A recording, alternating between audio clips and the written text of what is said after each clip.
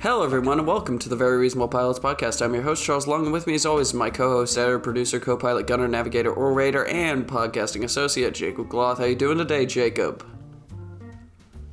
I am mediocre. How are you, Charlie? I am contento. Contento. I'm Very contento. Nice. That's a callback. I just had a little bit of linguine with bacon eeny on it, and I'm happy. I can't really complain. That's very nice. Now I've got bacon bits in the fridge. I'm gonna buy some eggs for probably tomorrow. And in the morning, I'm gonna make some scrambled eggs and I'll put some bacon in them. It's good. Ah, nice. I made a breakfast burrito this morning. Ooh, nice. Nice. It was good. Very you know good. what I love Everyone in my wants bacon? to know about our breakfasts. Yeah. Well, yeah, that's the important thing. Oh, my favorite thing, I love some mushrooms in my eggs. In my scrambled eggs, put some mushrooms in there. I'm all about it. I do like some mushrooms in my eggs. Mushrooms are good. Yeah. Love some onions as well. If I can Little onions. cook them up a little bit and then drop them in the eggs. Yeah, Very nice. maybe some peppers, some very thinly sliced little pieces of pepper in there. Ooh, It's good. It's a good time. But besides eggs, what are we doing with our souls and our voices and our ideas? Well, our souls are on the road to Gascony, because that is the name of my pitch. Road to Gascony. Charlie, do you know where Gascony is? I would say somewhere in Europe. It is. It's in France. It's in southern France. I was gonna say France.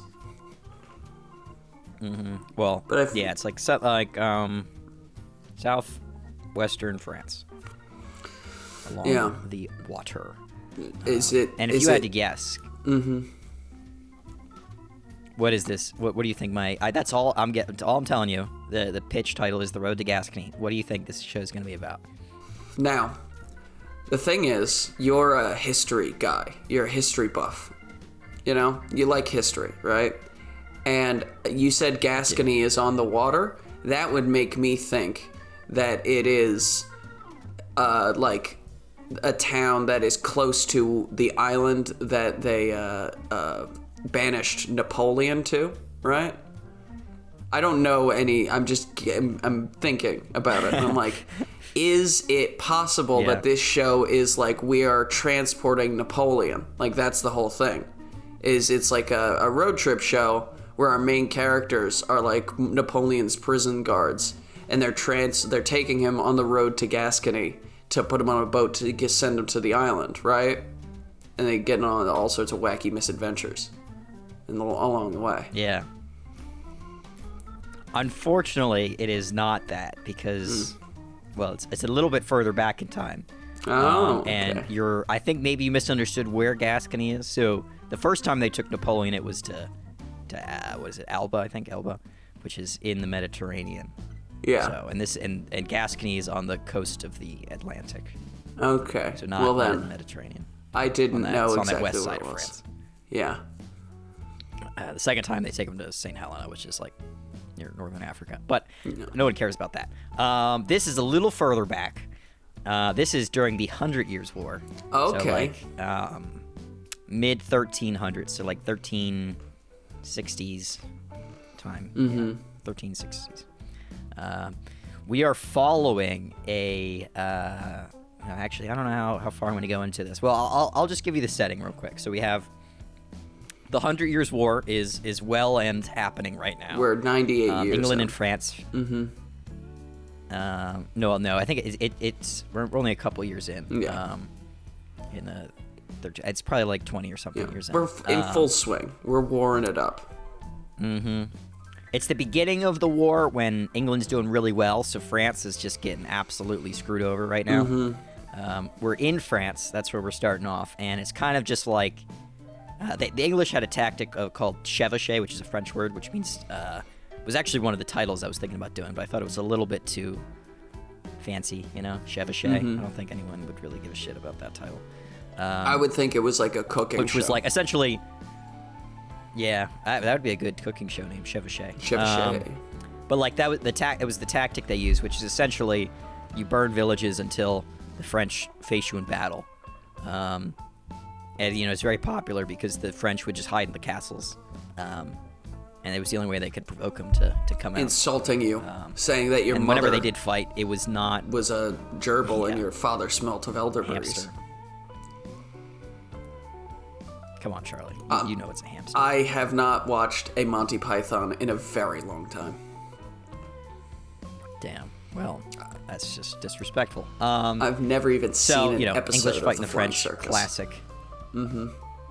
Yeah, that can't be true. It is 100% true.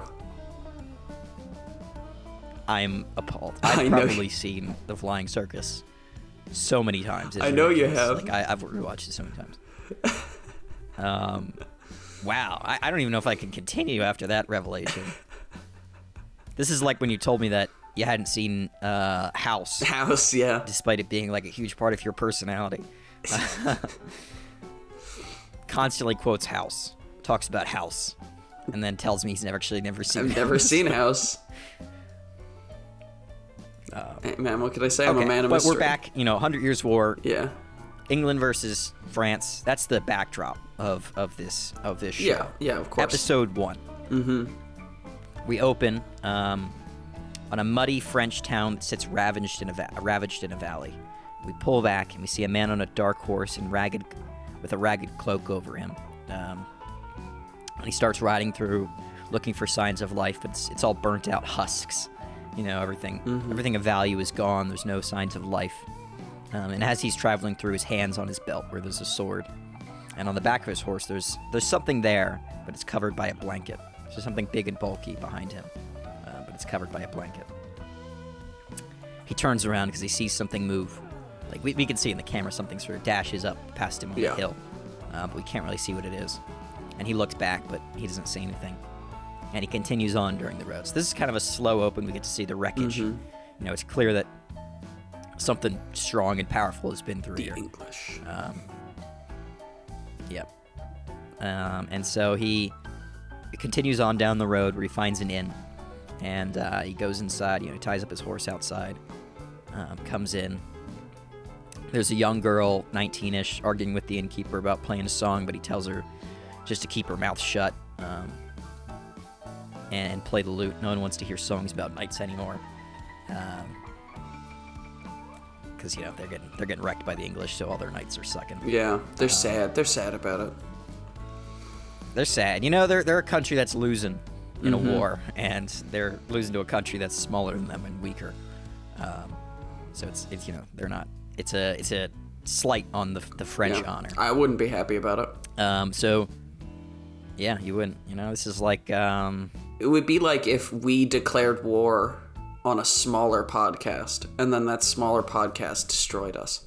Damn, I don't know if we could find a smaller podcast. I think it'd be pretty difficult. It might just have to be like one guy, like just talking into a microphone, because at least we have a basic standard of 2 people have listened to each episode. Oh, we do. Yeah, you're right. So it have to be a lone guy. We could probably. I think we could beat up some of these smaller podcasts. Yeah. There's one guy podcasts out there. There might be some podcasts run by like children as well. We could take them. Oh, we could definitely beat up a child. That'd be easy as hell. Even one of those like bodybuilding 10-year-olds, like those guys, I still think we could take them because there's 2 of us. Yeah. Yeah. I think we'd be all right. Or we get our asses beat and it would look embarrassing, which is exactly what the French are experiencing here. Yeah, exactly. So he goes to the bar. This black cloaked stranger, and the bartender's like, "Hey, what's your name?" And he's like, "Charles," and he asks for a drink. He's got a very grim, gruff tone. I was kind of picturing he looks somewhat like, or he could be played by, who's the guy that's the mercenary in Game of Thrones? What's his name? Bran. I don't know the actor's name. I think it's Bran. Bran. That guy? Whatever the actor's name is, Bronn in Game of Thrones. I don't know if you've got another idea for an actor that's kind of like that. I was play this sort of. I was thinking Adrian Brody. Who's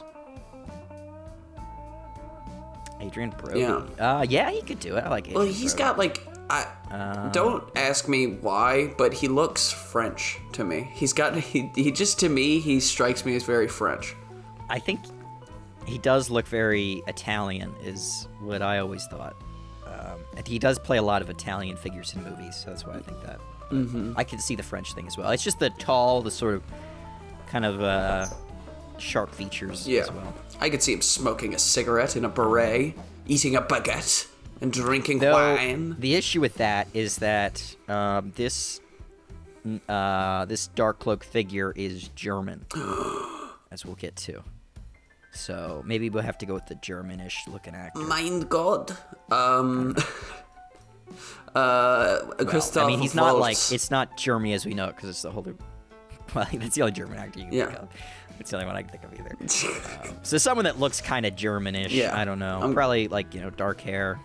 Oh, maybe. This guy's got to be, also, he's kind of like older. This is like someone that's kind of like in their, not in their twilight years, but the end of their prime. So like, in terms of fighting. So he's probably like late 30s, mid to late 30s. Okay. Michael Fassbender. 40s maybe. He's an Irish-German actor. Michael Fassbender could do this. Yeah. He could do it, I think. All right. So, Michael Fassbender, he's at the bar, he's drinking, and he pays with foreign gold. So, the gold, it's from like the Middle East, which we'll get into, and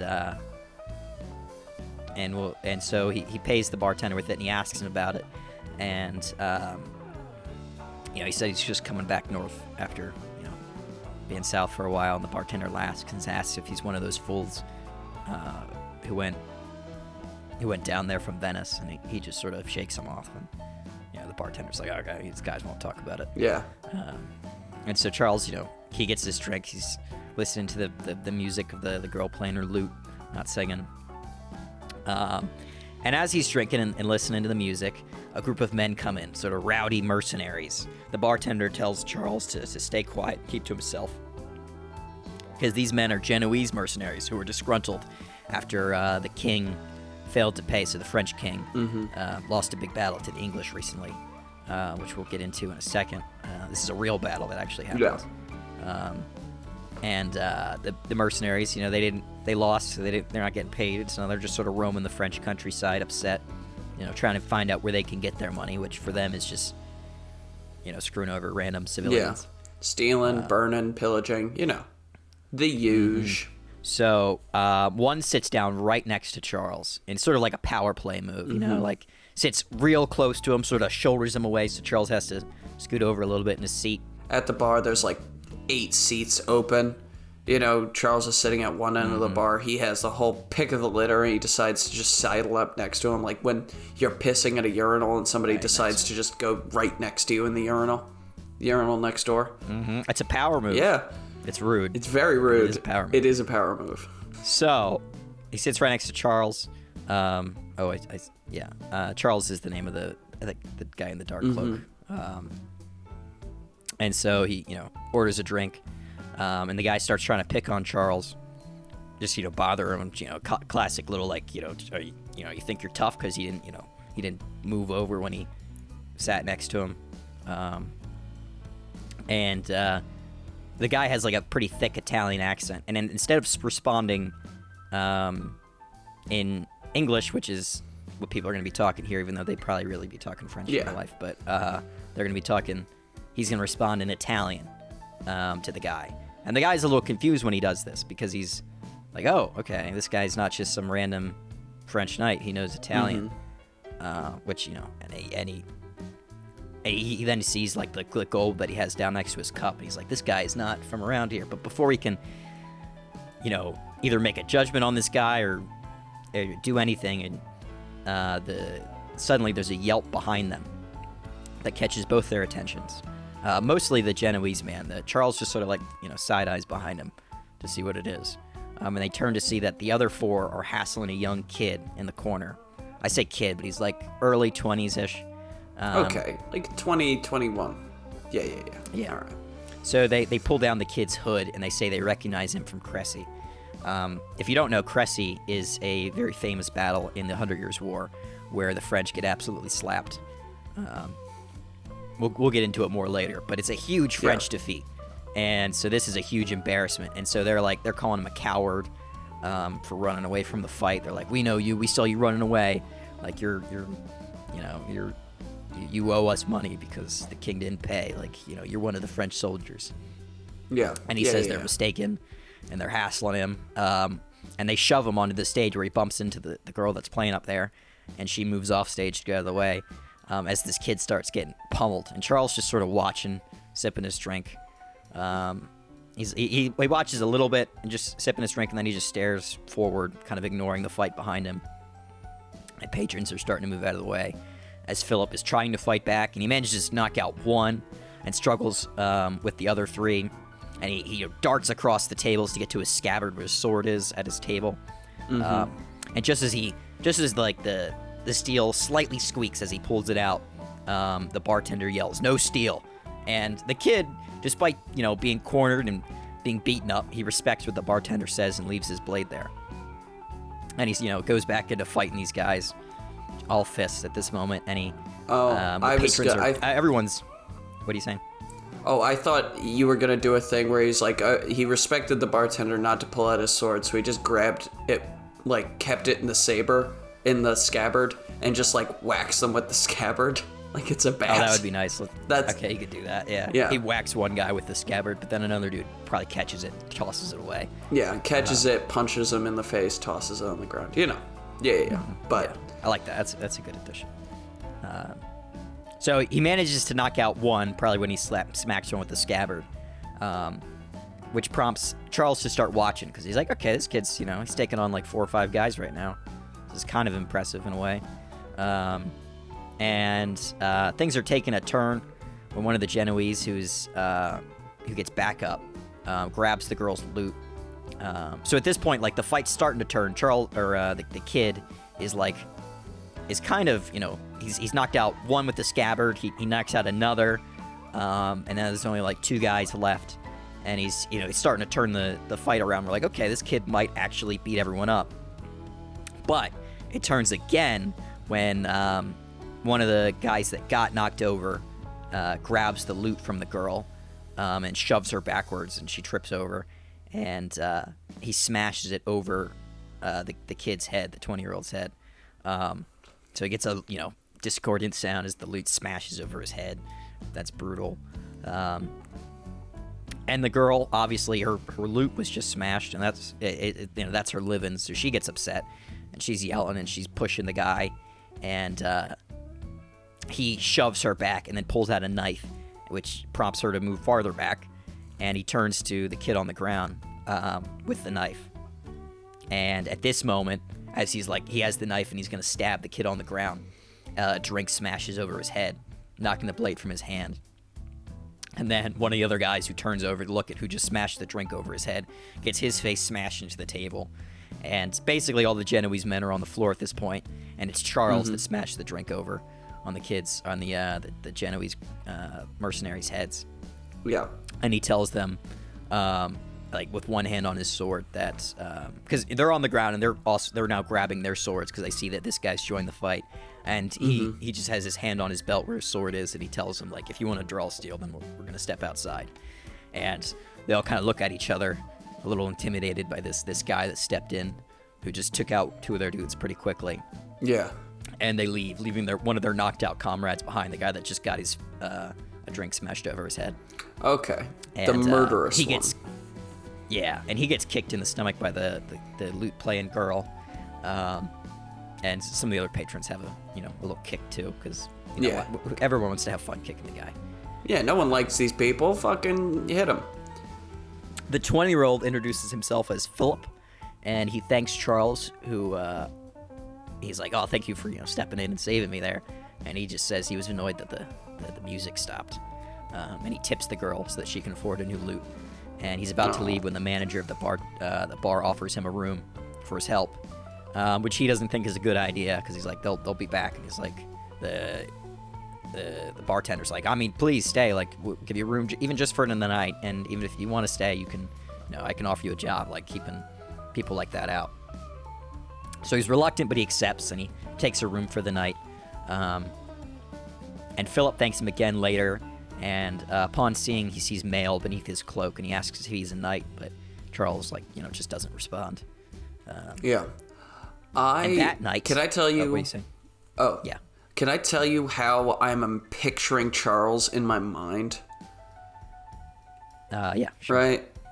Because you've just explained it like he's a gruff, guy in a cloak, right? That's pretty much all you've, elaborated on. I'm kind of picturing him as like a dude. He's probably like 6'2", like a very a big guy who has like, he's got his cloak over it, but he's got like cool art. Because I love in like historical shows and like,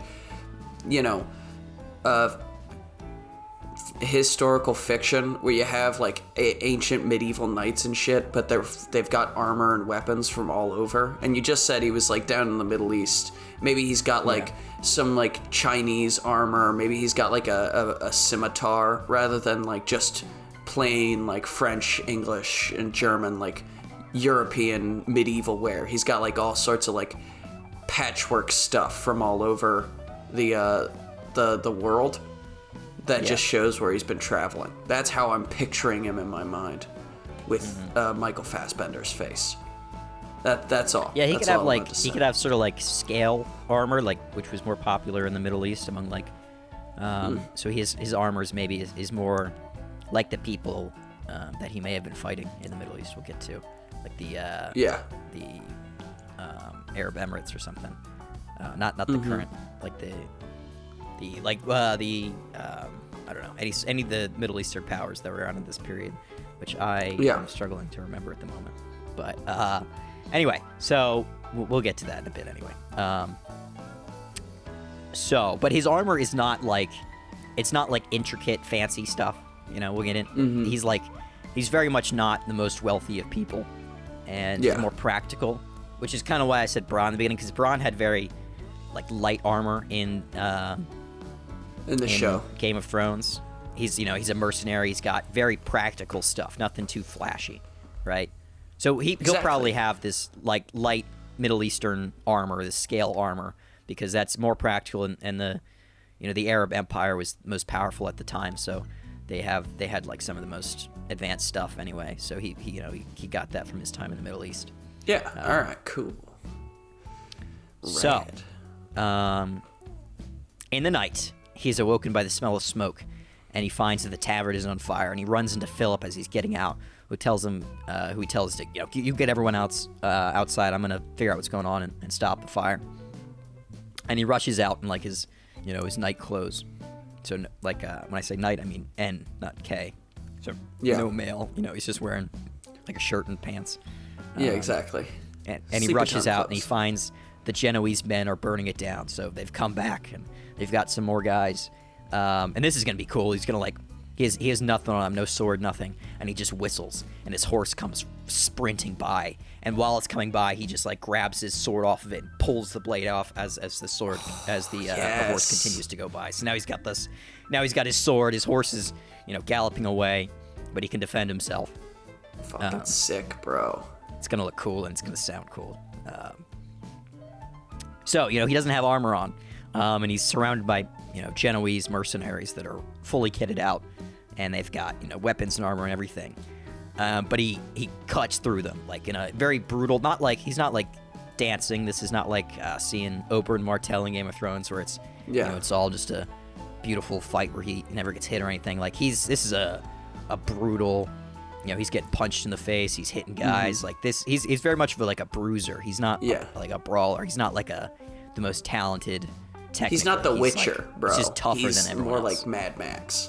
Like he's in the mud, like kicking guys and all sorts of shit. That's how I'm imagining it. He'll throw dirt in your face. He'll smash your head in. He'll rip somebody's helmet off and bash somebody else's head in with it. Like this is a very brutal fight, and he's getting hit a lot as well. So he's getting cuts all over him. He's getting beat the shit out of him. So that, not to imply that he's like effortlessly cutting through these guys, but he does pretty well. And he beats almost all of them up. He's exhausted. He's bloody. He's doing that classic thing where he's like using his sword as a cane at this point because he's, so injured and tired. He's breathing heavily. He's probably got an arrow not like he's sticking gonna out of his die, but shoulder. like there's maybe like one in his knee or something. Or shoulders, wherever is good. Like just, and he's like, maybe he's ripped it off and he stabbed it in somebody's face. Oh, I fucking love when they do that in movies. Guy gets shot with an arrow, he immediately yanks it out, stabs another guy in the eye. Some shit like that. Oh, I love that shit. It's great. And he's breathing heavily, and he looks up as as the last mercenary left loads a crossbow and points it at him. And he's like, well, fuck, there's nothing I can do here. This dude's gonna, shoot me with the crossbow. He's just sort of breathing heavily as he looks at this guy, not sure what to do. And right before the dude fires the crossbow, an already destroyed loot, but it's still somewhat there. Yeah. It's got some integrity to it.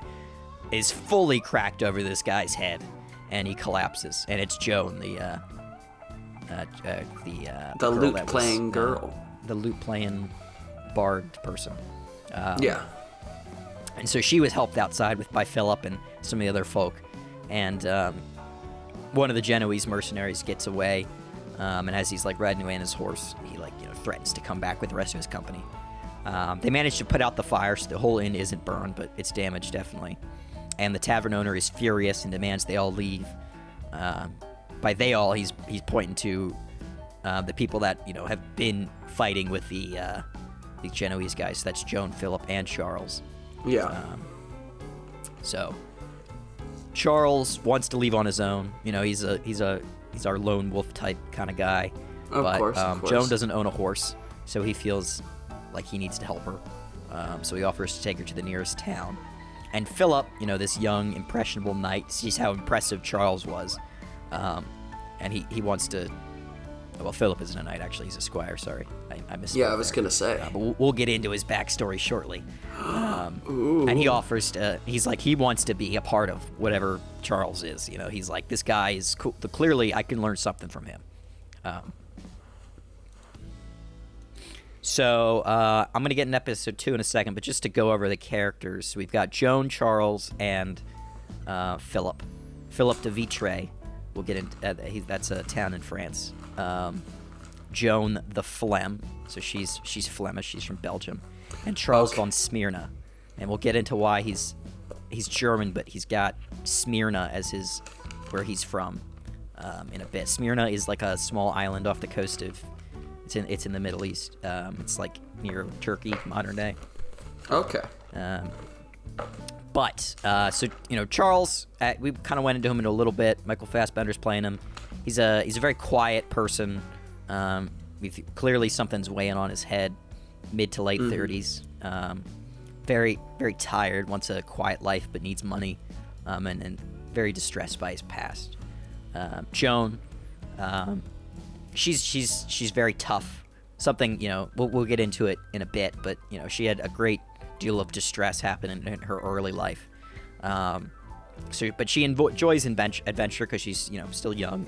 She wants something exciting to do with her life, which is sort of how she became a bard, and also because she had to leave her hometown of Ghent for reasons we'll get into. Which is why she's slightly scarred by the turmoil in her youth, and it has a bit of a distaste for the aristocracy. And Philip is he's a young squire. We'll get into what happened to him that wasn't great. Very idealistic, though, and courageous and kind and bright.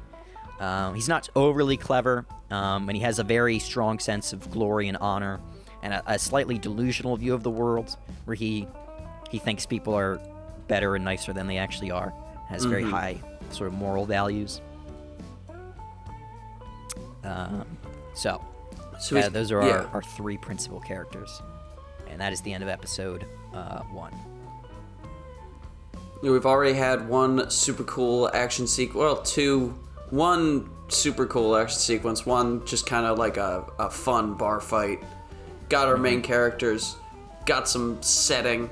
Got some, vibes. Some themes. Atmosphere. It's good. Yeah. I'd watch another episode. You would? Well, I've got episode 2 right here for you. Boom. So where things are going to go from here, I'll just kind of run through the next episodes and then kind of where the show is going after that. Yeah. So we've got episode 2. They're going to head down the road until they come along a town, which is split by 2 factions. So this is this is the whole reason I wanted to do this show, which was essentially, I don't know if you've seen Yojimbo, but I brought it up before, or I think it's A Fistful of Dollars, which is the, what is his name, Clint Eastwood Western, that's essentially the same story as Yojimbo, which is, like that guy comes into town, it's controlled by 2 factions, and both factions sort of fight over this tough warrior person that comes into town. I wanted to do that, except with a knight in the 100 Years' War. And so this episode is going to be, they get into this town, which is where he initially intends to drop off Joan, who maybe can, make a living in this town with, her lute playing. He said he'd buy a new lute for her here. And then, she can make her way on her own, and he can go on with his life. Philip, he doesn't really have a plan. He's just following along, and Charles is trying to get rid of him. But they get into this town, and it's split between 2 factions. There's a whorehouse owner who is becoming incredibly rich because of the turmoil, and soldiers are always passing through. And so she's like super, super rich now. And so she's sort of the nouveau riche person in this town. And we also have a low-level noble who's the old rich, and who's come back. He's been fighting in the war, not really fighting. His dad died in the war, though, and he's coming back to collect his money. So he's in his very early 20s, probably like 24, 25, has a very heightened sense of himself, despite being a very low-tier noble. Mm-hmm. As most nobles do, Philip, I would imagine. Yeah, probably. Philip wants to help the noble when they get into town, because he has this sense of he has this idea that the noble will do what's right and what's good for God and stuff. Like, he has this very sense of chivalry and honor, and the noble would never, he would help the town. And he obviously thinks lowly of the whorehouse owner because it's a whorehouse. And Joan, who comes from Ghent, and so she's very used to industry and these, low tier, and her own family was a merchant family. She thinks highly of the whorehouse owner, and she's like, she's someone that's making her way in the world, who's built up her money, she's in the right here. And Charles agrees with Joan. He'll help out the whorehouse owner, not because he's helping her out because he needs to. He needs money because they need funds for food, and they're out of food, and they're, that's why they stopped in the town partially. Mm-hmm. And also he'd like to get a horse for Joan. And so they stop in, and Charles agrees to help the whorehouse owner, sort of joins her side for a big sum of money. But both want him, obviously, because he's this new knight that comes into town. They're like, he might be tough and good.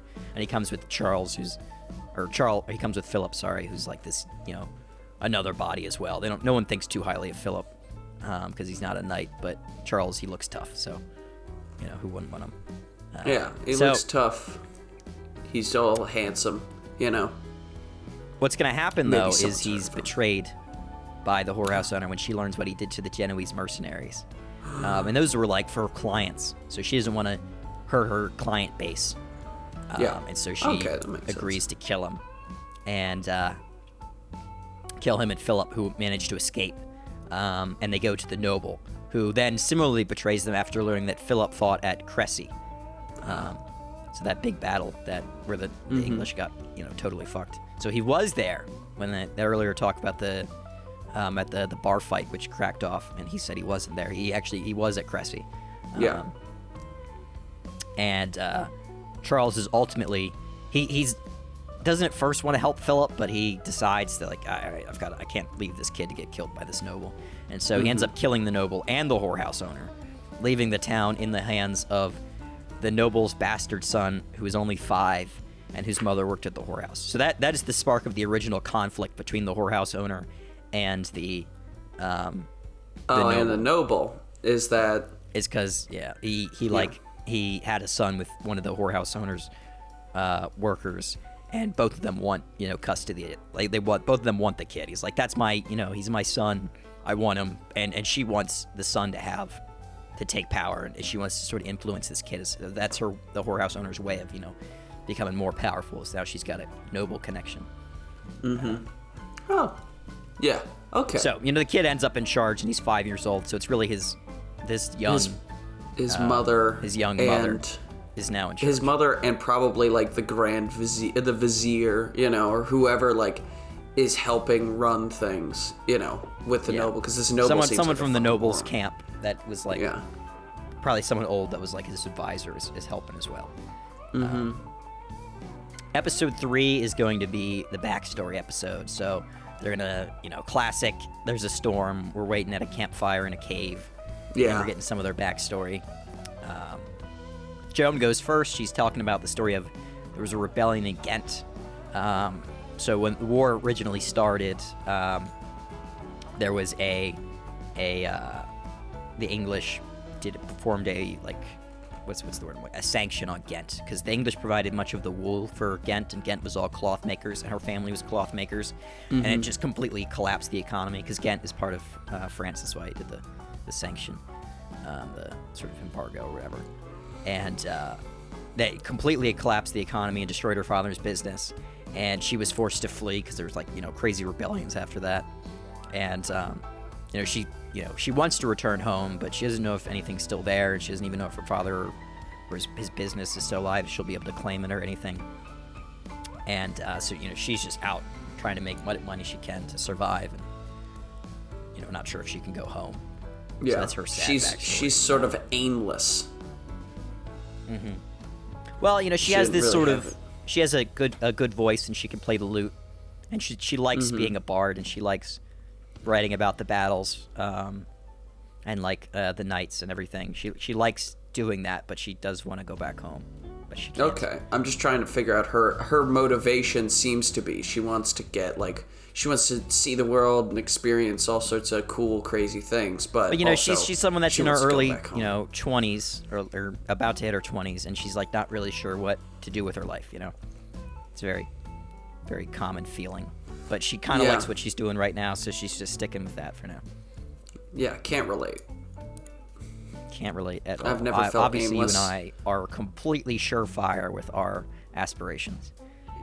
Exactly. We 100% know exactly what we want and how we're going to get it. Yep, 100%. So then we get Philip's backstory. He talks about the Battle of Cressy. And he was originally captured in a scouting party. So he's trying to scout the English forces, and so he's watching the battle from the English side. He can see his knight. So he's a squire at this point, and he can see his master, the knight he's assigned to. It's been training him for so long. He can see his standard flapping in the wind in the battle as it's starting to kick off, and he can see the English forces fighting them.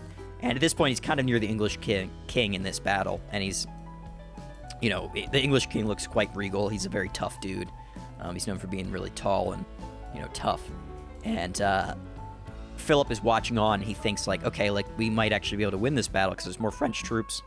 I've been sort of dishonored by getting captured, but for some reason, the English king isn't sending up his reinforcements. He's just letting his first line fight, and we'll see a horse come in. And it's this guy. He's like, hey, he goes up to the king. He's like, your son, he's out there fighting. He needs reinforcements. And this is a very famous line from this period, is that the English king, Edward III, he says, let the boy win his spurs for his son that's fighting in the battle. That's a good. So he doesn't send line. reinforcements. It's a killer line. And of course, his son does win his spurs, and he wins the battle by himself. Nice. Pretty famous character in history. His name's the Black Prince, or that's what people call him, which is a great title. I mean, to be called the Black Prince, that sounds pretty tough. It's pretty dope. So Philip, he's watching the battle, and things are starting to go poorly, and he sees the standard of his knight drop, and he manages to break away, and he rushes in to fight, and he joins the fighting, and he sees his master, or his knight die. And, he's in anguish, obviously, because this is his father figure. And he gets captured again, but breaks free after the battle has ended. And because he breaks free and he's running away, people that see him assume he's running away from the battle, not from captivity. And he ends up getting almost killed when he tries to return to Paris. And so he's kind of just left aloft, like he doesn't really know where to go because he can't return home. He can't rejoin the army because people think he's a traitor. So that's how he ends up just sort of on the road, wandering, unsure of what to do with his life. And Charles, he's the last one to go, and he just lies. He just makes up something. But as he's lying, talking about how he's like, oh, I was just a Italian mercenary. That's why they call me Charles von Smyrna. But what we're really watching, like as he's talking, we're watching, the viewers are watching like something far more tragic happening. Like he's in a battle, and all of his friends are getting cut down around him, and he's. We'll get into this later, but essentially he fought in a crusade for the island of Smyrna, which went pretty well in the beginning. Which they managed to take everything except the Acropolis, and they held mass to sort of celebrate their victory. And while they were holding mass, the remaining forces of the island swept down, and they killed all the crusade leaders and most of the knights.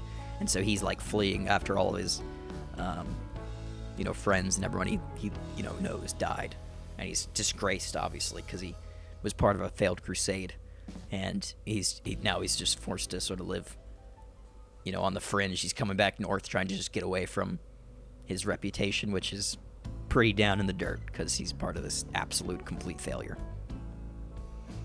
Yeah, yeah. I like that you're doing. He's telling a story that's 100% false, and we're watching the story. And I would imagine when he's telling the story, there's going to be like similarities between what he's saying and what's happening, but the context is very, very different. Maybe he had like a wife and child, right? Because Charles doesn't strike me as somebody who really cares about, nobility, right? He's a practical kind of a guy. So maybe his reputation isn't the only thing that was destroyed, like all of his friends. Maybe even if he doesn't have a wife and child in the town, maybe he like we can watch him slowly in a montage come to become like a member of the town and a part of the community, and he kind of like adopts these people. And then that's all destroyed. Like it happens pretty soon after. So maybe his family is in Venice, and he can't go back to Venice because Venice is where the crusade started. Where they left off, and so his family's there, and now he can't go back to Venice because he's like disgraced, and so he can't see his family or communicate with them in any way because of that. He has like this huge sense of dishonor over him. He doesn't want to bring that dishonor back to his family, All right, cool. Especially since it might imply them dying because they might get killed as traitors or something. The next episode, I'm just going to run through the rest now, is going to be them defending a village from an rogue English men-at-arms. So, like, they broke off from the army, and they're just going about fucking shit up for money. This is, like, the Seven Samurai episode. I don't know if you've seen the movie The Seven Samurai. I have seen the movie The Seven Samurai. I've also seen the best movie. It's going to be Charles. The best movie? What? Yeah, I've seen the best movie, Rebel Moon, A Child of Fire, Part 1, which is basically just The Seventh Samurai, but worse in every possible way. Oh, I didn't know that they basically copied Seven Samurai for that. Yeah, it's not a good movie. I mean, there's also a Western that is essentially The Seven Samurai. I think it's called like the Magnificent Seven. Magnificent Seven, yeah, that's it.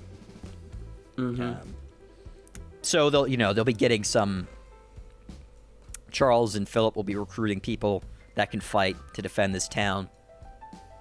And it's going okay, and everyone ends up dying except for Charles and Philip. That's a fighter.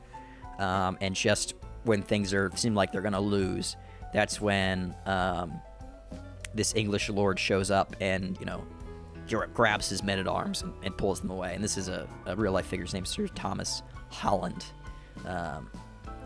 who is like this great big paragon of chivalry, and he was famous for trying not to get women and children killed when they took over towns and stuff.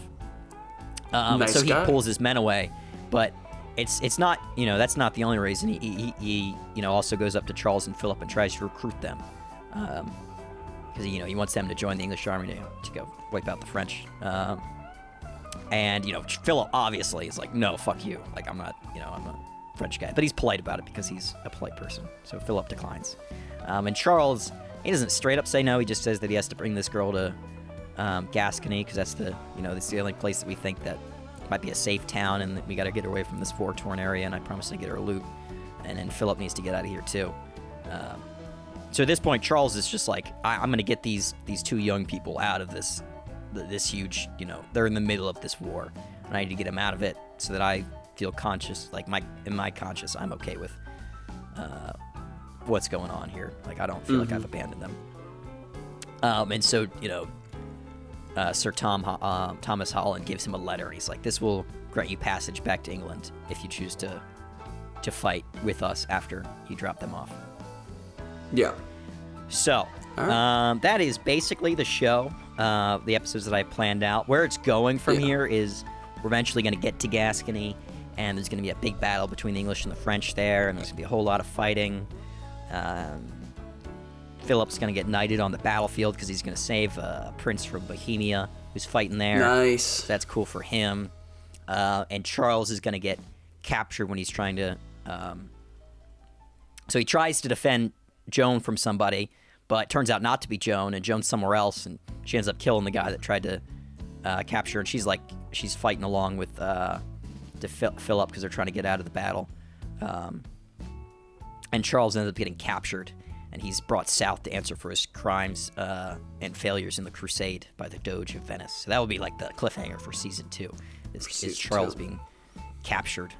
And Philip and Joan end up going east to Bohemia with this prince who they saved on the battlefield, but they're also not sure what happened to Charles. So season 2 will be all about them going to save Charles. But that is the road to Gascony. I'm wondering about it sounds good. I enjoy this show. I'm wondering about the interpersonal relationships between our 3 protagonists, right? Because it kind of seems like implicitly there's like this love, this will they won't they relationship between Joan and Philip, right? Because they're similar age. Yeah, I was gonna. Because I'm running out of time here, but I wanted that's just gonna happen, obviously. Because they have like conflicting views. She's very practical, She sees the world as it is, and he's very high-minded. Thinks it's he's delusional a little bit, but good morals, I guess.